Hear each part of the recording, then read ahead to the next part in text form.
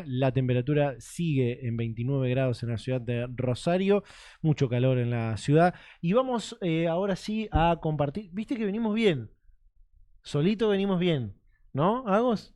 Vos que estás viendo todo, venimos súper, solito venimos súper.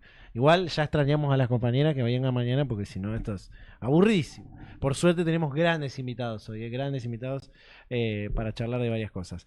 Vamos ahora sí derecho a la columna de Economía y Política Internacional, que me hace mucho entusiasmo porque a mí me encanta esto. Soy un entusiasta de todo lo que tiene que ver con la economía. Para mí la batalla es económica y cultural, así que hay que darla.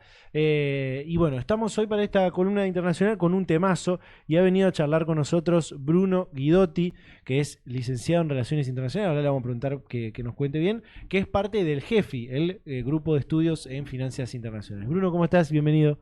Todo bien, por suerte, muy contento de estar acá, así que, bueno, gracias por la oportunidad para participar de esta columna. Por favor, le mandamos un gran saludo a Irene.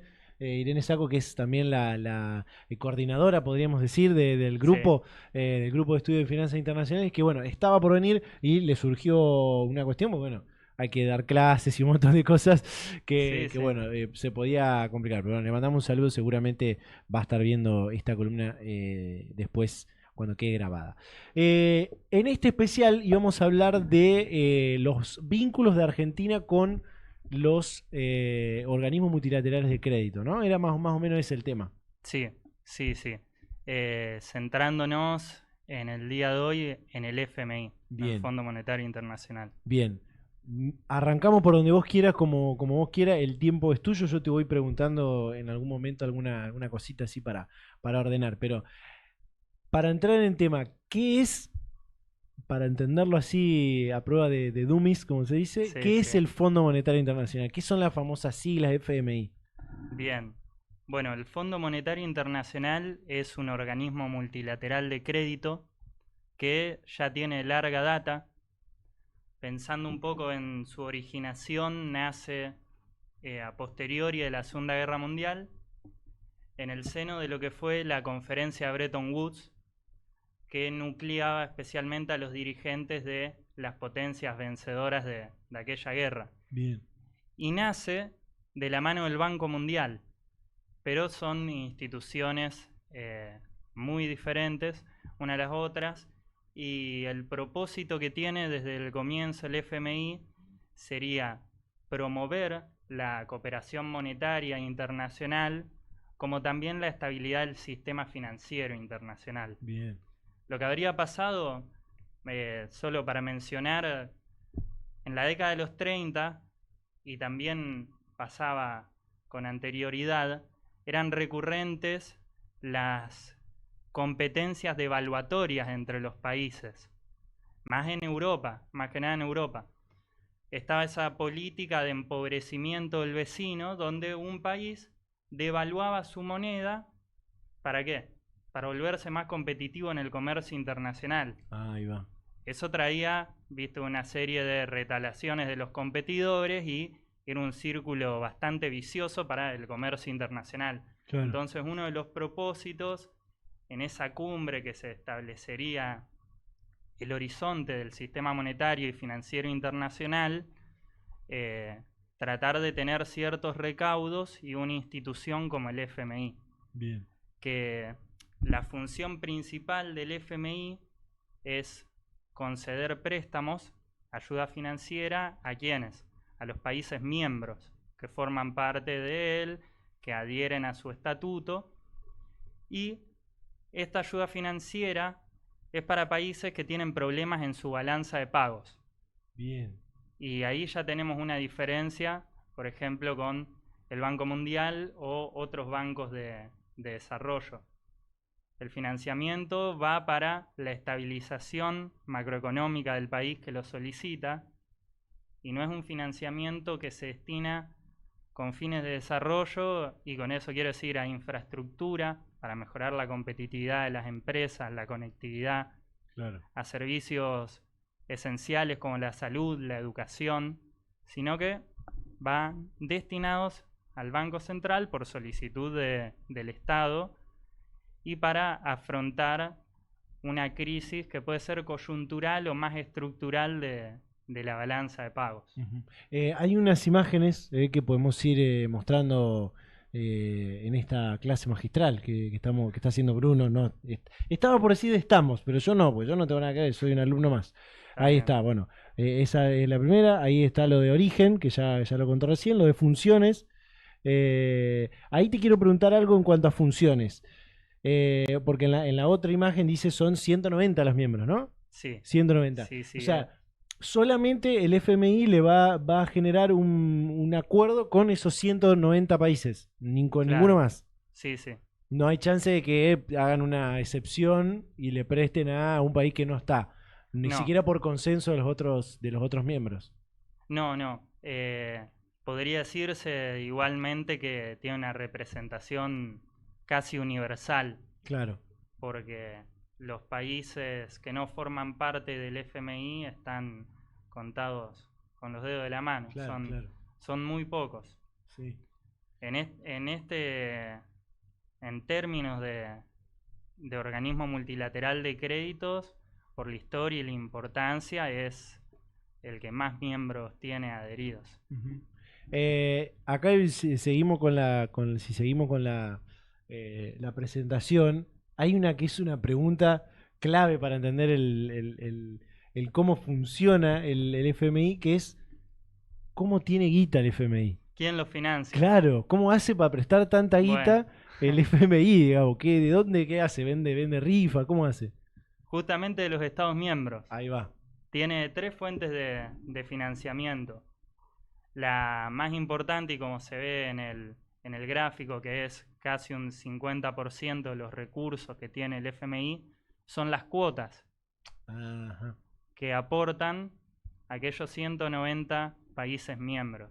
Pero después el FMI puede sellar acuerdos de financiamiento con diferentes grupos de países, lo que se conoce como multilateral o bilaterales si es con un país individualmente. Ujú. Pero las cuotas, como te digo, es la fuente más importante y después lo podemos ver, es un factor decisivo dentro del FMI porque tiene incidencia sobre la toma de decisiones. Ahí va. Quien tiene más votos es quien más plata pone. Ahí va. Pará, entonces es como si fuese un club, una asociación en la que vos como para formar parte tenés que pagar una cuota, digamos, o Claro, se paga una vez cada tanto esa cuota. sí, una cuota que se calcula en base a una ecuación bastante compleja, pero que tiene en cuenta lo que es el tamaño de la economía, Ahí va. la apertura de la economía y tiene un deflactor para sacar el cálculo del aporte que se debería realizar. Igualmente, las cuotas hace tiempo no se actualizan, entonces hay países como China, que tiene un tamaño de la economía levemente inferior a los Estados Unidos, que no aporta lo mismo que los Estados Unidos, Mira. o lo que le correspondería en base a su tamaño económico. Entonces hay una suerte de distorsión o representación asimétrica entre la obtención de los recursos, lo que aporta cada país, y los votos finalmente que tienen en el comité directivo. Claro, eso quería preguntarte. Si supongamos Estados Unidos, no es que la vamos a tener con Estados Unidos, de ojo, pero que es el tipo que tiene más guita de todos acá. En estos 190 podremos decir, sin Sí, lugar a duda, que es el que más plata tiene. Puede decir, bueno, yo porque quiero pago la cuota más alta, pero tengo más votos. ¿Puede hacer eso? Puede decir, yo bando un poco más que China o que Argentina porque yo pago una cuota más alta. y lo hace, sí, Bien, perfecto. sí. El hecho es que Estados Unidos, por su condición en relaciones internacionales, hablamos mucho de superpotencia. Bien. Una superpotencia es aquel país, aquel estado que tiene recursos en distintos ámbitos que son muy superiores a los demás, haciendo que no tenga un competidor real. Ahora eso se está disputando por el contexto actual y lo que son décadas y décadas de gran desarrollo económico de la República Popular China. Ahora, los Estados Unidos son los padres fundadores del orden de Bretton Woods y la incidencia que tienen en consecuencia es muy importante dentro del FMI y dentro del Banco Mundial, porque no solo tiene sus votos, influye sobre las votaciones de los demás. Bien. ¿Querés que pasemos para que se entienda un poco esto de los votos y tomas de decisiones? Porque si no, capaz que salto a preguntar algo que nos vamos a ir de tema. ¿Querés contarnos un poco eso de los votos y cómo se toman Sí, las decisiones dentro del fondo? dale, perfecto. Vamos primero con los votos y después un poquito con la estructura, Bien. para ver así el funcionamiento de este organismo. Todos los países tienen una cantidad mínima de votos, común a todos. Son 250 votos. Bien. A partir de allí se asignan más votos en base a los recursos que le destinen al FMI. Eso es lo que explica cómo se vincula los recursos aportados en términos de cuotas Ujú. con la incidencia que tienen los distintos países en las tomas de decisiones. Y ahora, algo importante es que los recursos que se administran en el FMI tienen una unidad de medida específica, que quizás escuchaste en los medios que se habla bastante, los derechos especiales de giro, Ujú. los DEG abreviados. Los derechos especiales de giro son creados por el FMI en el 69 y es una unidad de medida, un activo de reserva específico, Bien. que su valor se determina por una canasta de 5 monedas. La moneda de Estados Unidos, de Inglaterra, el euro, la moneda de China y de Japón. Esa canasta de 5 monedas es lo que definen el valor de los derechos especiales de giro, que yo te digo, sirven como activo de reserva para los países que solicitan préstamos, ¿no? Porque todo país tiene banco central Claro. y el banco central, ¿qué tiene? Tiene un balance patrimonial, tiene activos, que son sus derechos sobre los demás, y tiene pasivos, que son básicamente las deudas. Activos puede ser el oro, el dólar, otra moneda importante como el euro, no tanto el renminbi, la moneda china, o no se la considera una moneda dura, porque hay restricciones a la libertad de capitales en China. Y pueden ser los derechos especiales de giro. Pero Entonces, en los derechos especiales de giro solamente en el caso de que seas parte del fondo. No lo puede claro, tener un país que no sea parte sí, del fondo. ni Claro. tampoco individuos o sujetos jurídicos. Empresas, bancos privados no pueden tener derechos Ahí va. especiales de giro, solo los Estados Solamente el miembros país. del FMI. Bien. Y en términos, esto por ahí es, a mí me encanta, lo vuelvo a decir, me encanta.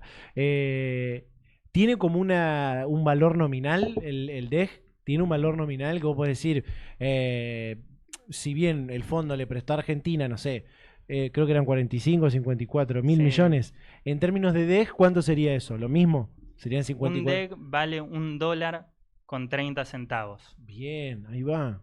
O sea que le prestaron a Argentina 54 mil millones de DEG. Estaríamos, y Sí, un poquito más. después vamos a ver bien los Bien. desembolsos que tiene Argentina, porque el FMI puede no darte la totalidad de lo pactado en el Ah, ahí acuerdo. va. Ahí va. Tuvo desembolsos por cerca de 44 mil millones de dólares, porque serían cerca de 40 mil millones de derechos especiales de giro. Ahí va. Ahí va. Seguramente alguien en su casa se estará preguntando, bueno, pero si hay tanta guita detrás y son tantos países, ¿quién es el que toma las decisiones? ¿No? ¿Quién dirige esto? ¿Quién es? ¿Es Estados Unidos? ¿Es Argentina? ¿Es China? ¿Es Japón? ¿Quién dirige esto, digamos? ¿Hay como un ordenador de todo, de toda esta cuestión, una mesa directiva? Sí, sí, sí, la estructura que define el funcionamiento del FMI tiene 3 grandes puntos. El primero es la Junta de Gobernadores. Ajá. La Junta de Gobernadores es el órgano o el espacio dentro del FMI donde hay representación universal. Están los 190 miembros representados, ya sea por quien dirige. La otra, más arriba es. Así la podemos ver. Perdón, Bruno, pero No, está bien. que se vea. No, no, más arriba, más arriba. Más arriba, esa. Esta es. Sí, Ahí va. perfecto. Ahí estamos con la estructura. La Junta de Gobernadores, como te decía, tiene la cantidad de miembros que tiene el FMI. Bien, Un representante por país. bien. Ahora, no tiene una gran incidencia, donde Mirá. está la representación universal del organismo. Tiene reuniones anuales. Uno podría decir que es más una fachada, por así decir, que el espacio de la toma de decisiones en sí dentro del organismo. Y los representantes son o bien quienes presiden las autoridades monetarias centrales, los bancos centrales de los miembros, Sí. o un representante del área de finanzas o de economía dentro del poder ejecutivo de cada país. Ujú, ujú. Ahora, quien toma las decisiones es el directorio ejecutivo. Bien. Y ahí es donde está ese reflejo de capital aportado en votos. Bien, ahí va. Directores ejecutivos no son 190, son 24. Epa, ¿por qué tampoco? Y porque así es la cosa.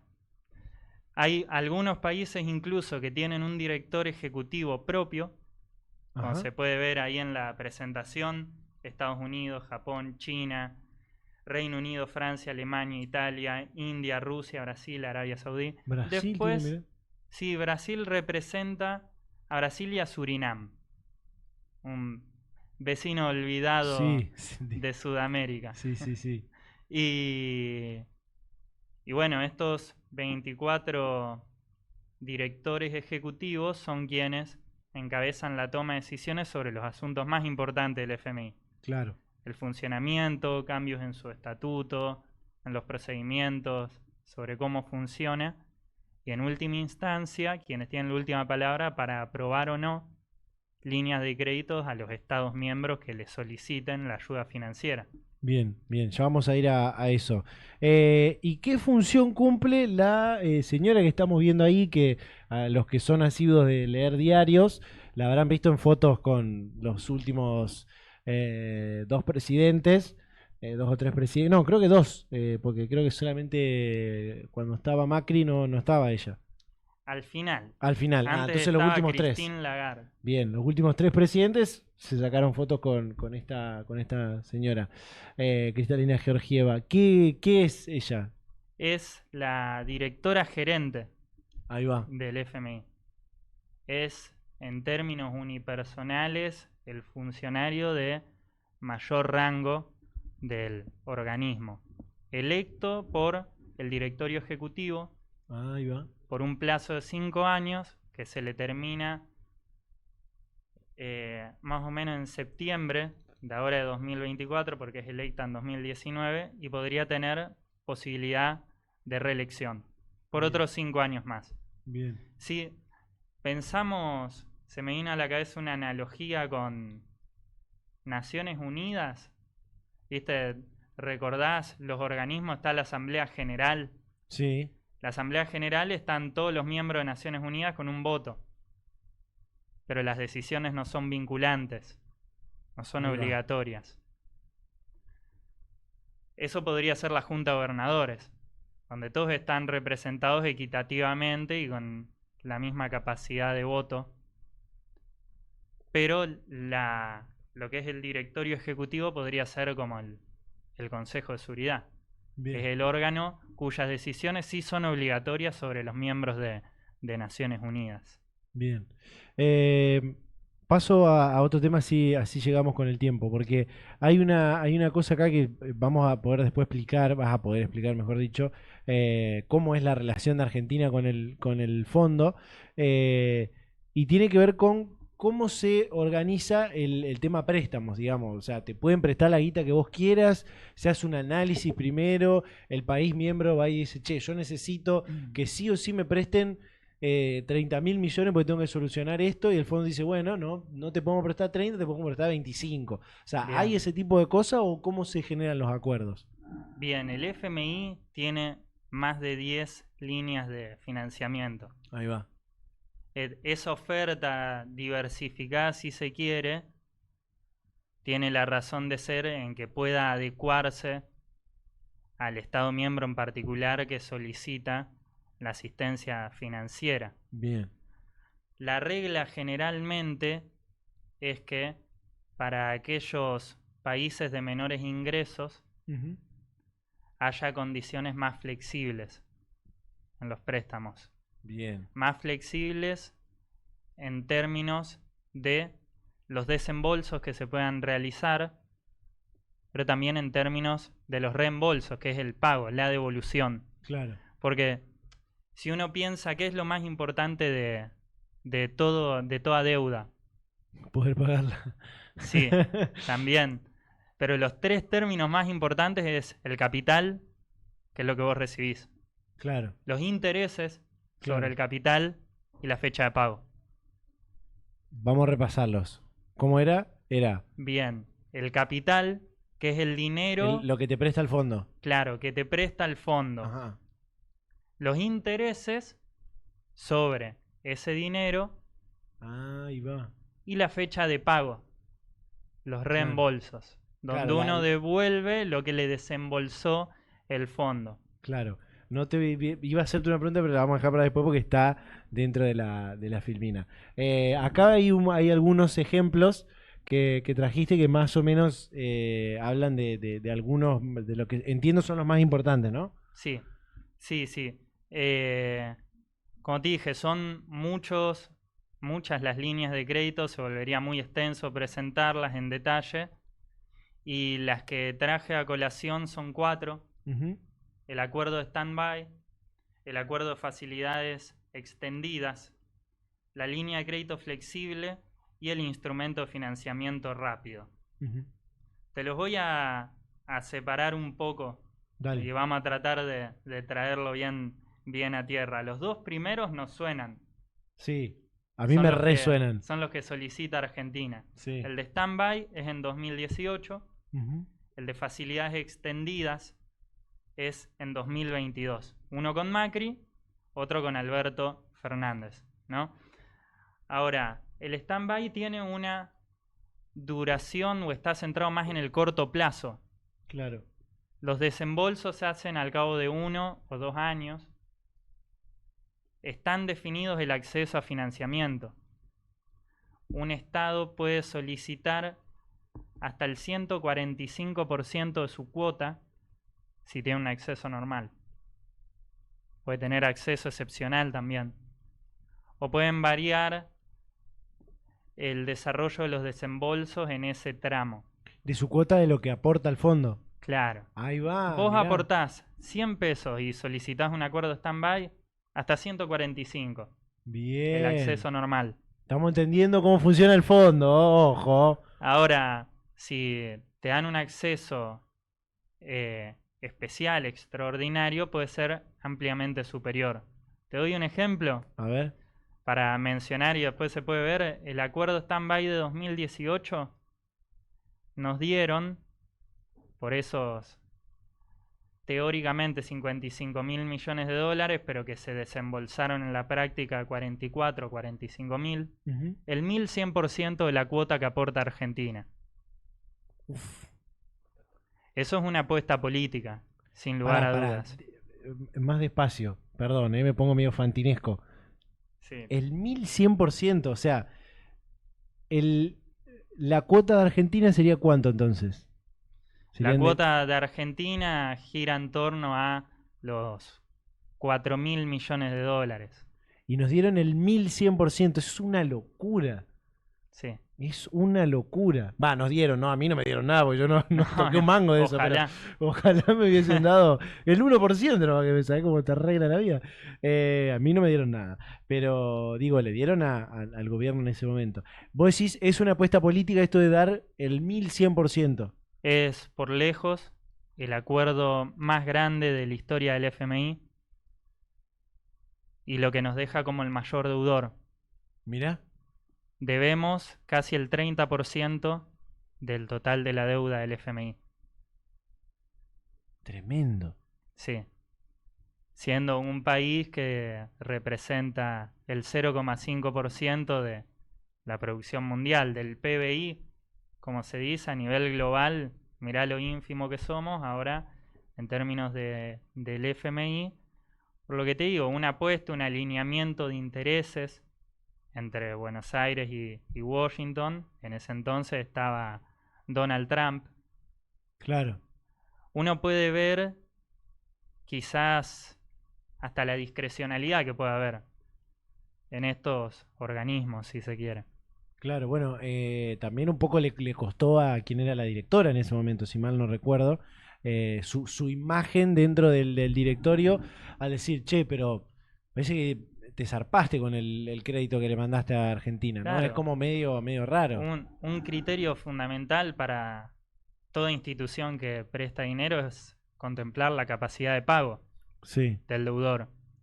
Eso tiene que ser un criterio sobre el cual vos definís el monto que le prestás. No era sustentable para la Argentina y hasta podría haber no sido sustentable para el Fondo Monetario Internacional entrar en un estado de default, que el default es la cesación de pagos. exacto. Bueno, podría hacer peligrar el 30% de los recursos del Fondo Monetario.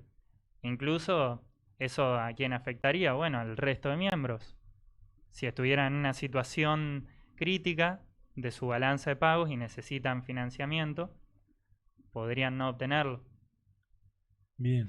Ahora, eso, como vos dijiste, afectó la imagen de la anterior directora del FMI y de la propia institución. Y mi viejo me dice varias veces, me ha dicho, si vos le debes 100 pesos al banco, estás en sus manos. Si le debes 100 millones, ellos están en la tuya. Entonces, Bien, buen ejemplo. eso le sirve para la posición negociadora a la Argentina. Puede ser una debilidad a priori que te puede servir para negociar.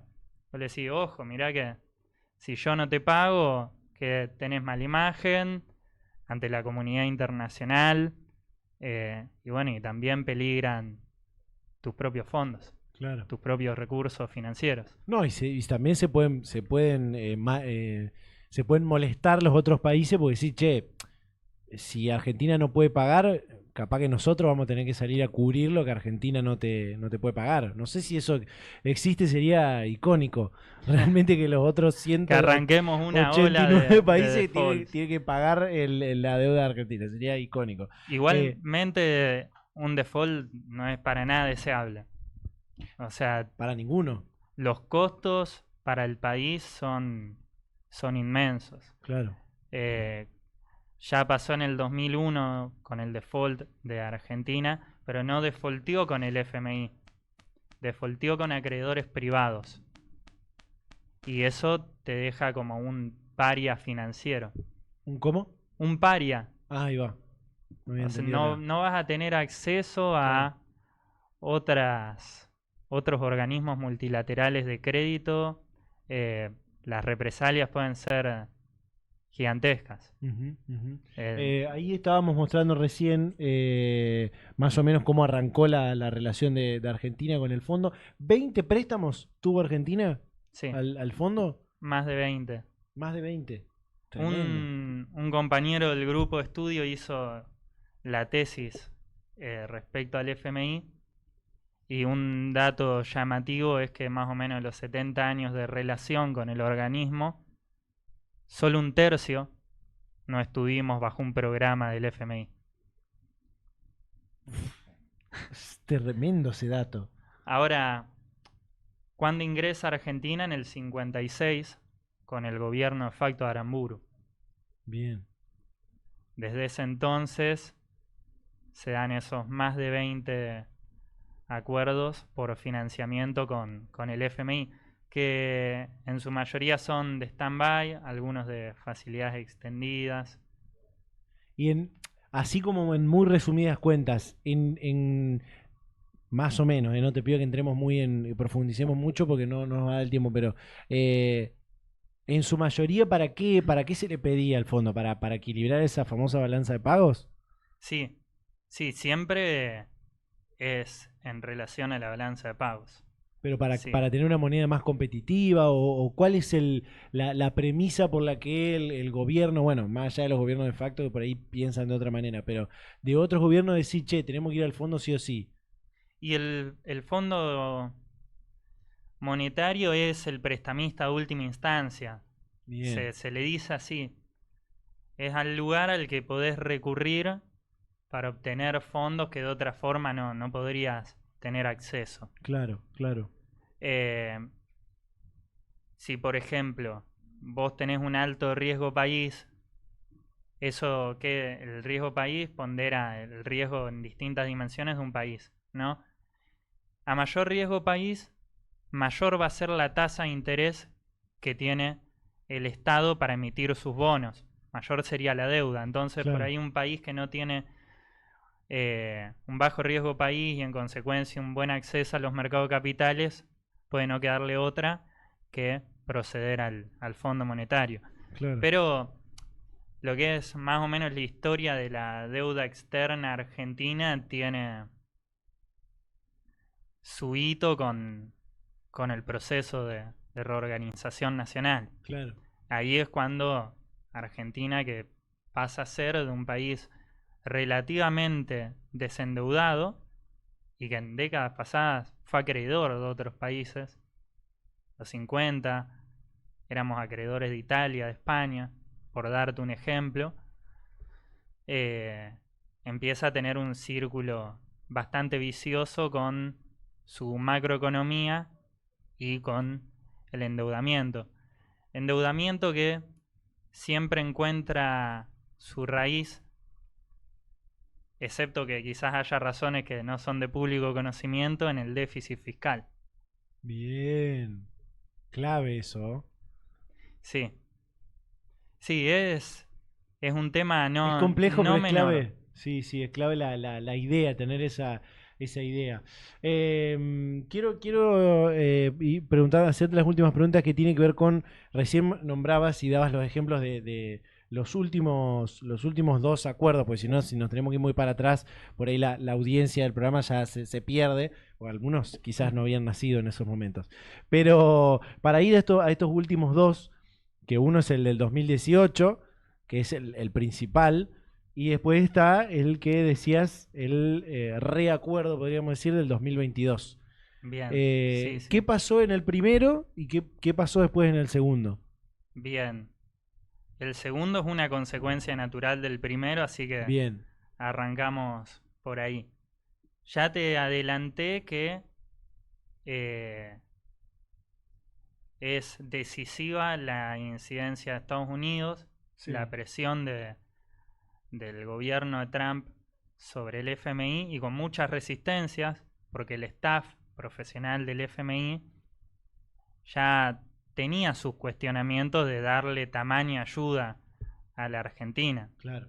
pensando en la sustentabilidad de la deuda, en la capacidad de pago de esa deuda gigantesca. Ahora, problemas en la balanza de pagos en ese entonces, explicado por el fracaso del gradualismo para normalizar o estabilizar la economía, Ujú. que tampoco estaba muy desestabilizada, sí había déficit para inicio de 2016, pero la estrategia del gradualismo, la gestión de la inflación, que en ese entonces había un programa de metas de inflación, no había mucha confianza, eso se veía en devaluaciones del peso, que no es sino un descreimiento sobre la capacidad del gobierno, sobre el Banco Central, sobre la política monetaria que realizan. También un agujero fiscal, podría decirse, con lo que fue la quita de las retenciones. Claro. a inicios del mandato y bueno, también un contexto comercial internacional más desfavorable a lo que fue en la primera década del siglo XXI. Porque el gran rebote de Argentina post-2001 se explica por dos cosas. El ajuste que lleva Remes-Lenikov con Duhalde, la salida de la convertibilidad, que se pasa a un tipo de cambio, se triplica de 1 a 1 a 3 a 1 y ahí se mantiene libre y competitivo, y ni hablar por los precios de las materias primas. Claro. Ese contexto, y también podría pensarse cuestiones más de índole política y de gobernabilidad del gobierno anterior, llevan a que sacuda al FMI. Ni hablar de que la deuda del Banco Central en LELIX y primero en LEVAX ya era muy grande. Entonces el financiamiento externo no tenía consecuencias inflacionarias porque no era emisión de dinero. Claro. Ya se estaba agotando la salida de qué instrumento emitimos en el Banco Central que nos compren los bancos para tener pesos. Era el FMI, con un monto exorbitante de un poco más del 1100% de la cuota que daba la Argentina al Fondo Monetario, y con reembolsos en un plazo de 4 años. Claro. Especialmente concentrados en 2022 y 2023. Entonces, también podría hacerse alguna consideración. Una es, o se creía que no iba a haber una reelección por parte de ese gobierno, porque luego enfrentaría quizás pagos de deuda que no podría solventar, u otra es que iba a tener un nuevo visto bueno del FMI para reestructurar la deuda. Claro. ¿Podría haber sido de menos el préstamo del 2018? Y tranquilamente sí, en base al propio estatuto del FMI, En a los términos, en realidad, te lo criterios. pregunto en términos más nacionales. Digo, para equilibrar el quilombo que se tenía en ese momento financieramente. Sí, Argentina podría haber obtenido un préstamo menos y equilibrarse igual. sí, sí, sí. O sea, que en realidad se Eh, zarpó el Fondo Monetario, ¿no? En esta. sí, sí. Es muy difícil determinar y escapa también a mi capacidad de análisis en qué se gastó todo el dinero. No hay siquiera una cuenta clara desde economistas, consultoras. Sí se pueden asumir algunas cosas. De ese dinero, más o menos, el pago de deuda fue de 18.000 millones de dólares. Bien. Con la liberación del cepo, en esos años se venden dólares que están registrados por el Banco Central en el MULC, que es el mercado único y libre de cambios, por más o menos 12.000 millones de dólares. Y hay un poquito que falta. Ahora, esos 12.000 millones de dólares aproximadamente es lo que desde una mirada más crítica dicen que fue fuga de capitales, Claro. que más técnicamente es formación de activos externos. Es vos cambiás pesos por dólares. Ajá. En ese entonces, sin la restricción del cepo establecida en los últimos años de Cristina, y esos dólares los girás al exterior. Bien. Ahora, ¿Y en eso te entra pesos? sí, Bien. sí, sí. Bien. Bien. Ibas a decir algo, perdón, te corté justo. Ahora yo creo que es un tema que quizás no se habla a fondo porque en las listas del Banco Central en su momento había mucha gente salpicada que Claro, compró dólares. claro. De todos lados. No le convenía a Entonces nadie. quizás hay... No le convenía a nadie que se hable de este tema. Claro. Vamos con lo último, que es este acuerdo este reacuerdo del 2022, que es Martín Guzmán. de Martín Guzmán, de facilidades extendidas, y un poco preguntarte en eso, el origen del acuerdo y cómo estamos hoy. ¿no? Hay como un Bien, decir, che, ya le debemos le debemos un poco menos al fondo, un poco menos que antes, ¿no? No sé si estamos cerca de terminar de pagarle, pero le debemos un poco menos que antes, por lo menos. bien. Eh, el acuerdo de facilidades extendidas, a diferencia del stand-by, es un poco más pensado en el mediano plazo. Sí. Los desembolsos no son en 1 o 2 años, pueden ser hasta en 3. Ujú. Y tiene mayores condicionalidades. Se entiende que ya no es un problema coyuntural de balanza de pagos, sino que es más estructural. Entonces los reajustes que se tienen que dar a nivel macroeconómico tienen que ser mayores. Y este es una reestructuración. Bien. Entonces cada vez que hablemos de reestructurar deuda, nos fijamos en los 3 ítems más importantes que te mencioné de la deuda. Sí. El capital, los intereses y la fecha de pago. Sí. Con este nuevo acuerdo, básicamente se patea al mediano plazo el pago de la deuda al Fondo Monetario. Vino a cambiar un poco el perfil de los vencimientos de deuda que tenía la Argentina, que como dijimos, en su mayoría tendría que haber sido en 2022 y 2023. Ahora estaba complicado porque la pandemia es una suerte de cisne negro, o así lo fue para la gran mayoría de países. Sí. Generó obligaciones de gastos en materia social, la paralización del aparato productivo. Cuando se te paraliza el aparato Claro. productivo, te cae la recaudación, ¿no? Porque hay menos actividad. Y bueno, todos los gastos fitosanitarios. Era un contexto complejo. Todo déficit fiscal, digamos, lo que Claro, generaba eso, ¿no? sí. A lo largo del mundo, o sea, Claro, claro. otros países estaban en otras posiciones. Porque si vos sos un país que tiene una macroeconomía más estable, una mejor confianza en el mercado de capitales, te Claro, endeudás a menor precio. claro. Y todos los países se endeudan. Pero otros tienen la casa más ordenada, entonces las condiciones de ese endeudamiento son mejores. Claro, claro. Pero bueno, en todos los países hubo en gran mayoría emisión monetaria, por eso la inflación fue algo más internacional en Claro, estos años. claro. Una inflación que no se veía a nivel global en décadas.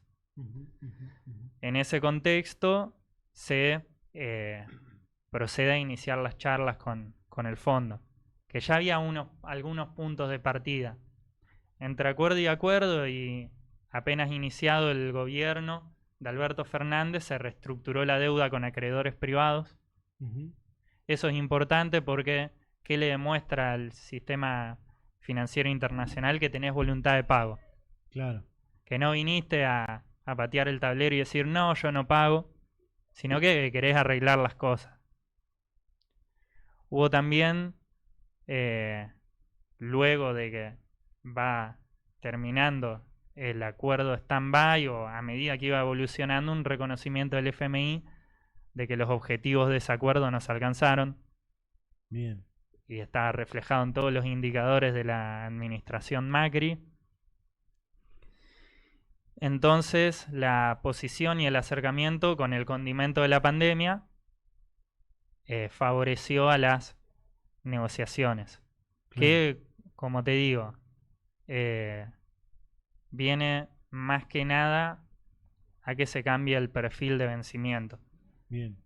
Entonces el fondo nos va a seguir desembolsando recursos en los próximos años para pagar las obligaciones que ya teníamos por el otro acuerdo, y luego, desde 2025-2026, ir pagando esta nueva ayuda financiera.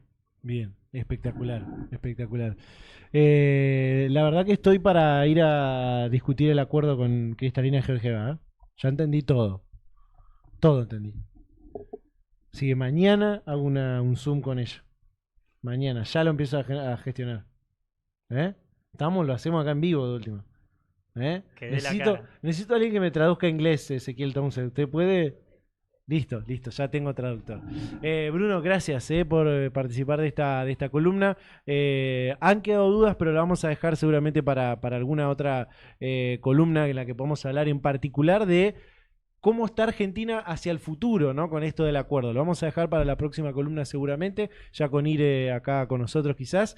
Y también ver el tema de otras deudas que tiene Argentina en materia internacional, ¿no? Ya les dejo ahí a la gente del grupo de estudio de finanzas internacionales algunas temáticas para las próximas columnas. Pero bueno, gracias por el tiempo y la predisposición y Dale. por toda esta explicación. Gracias a ustedes. Un placer, un placer. Te esperamos la Igualmente. próxima para hacer.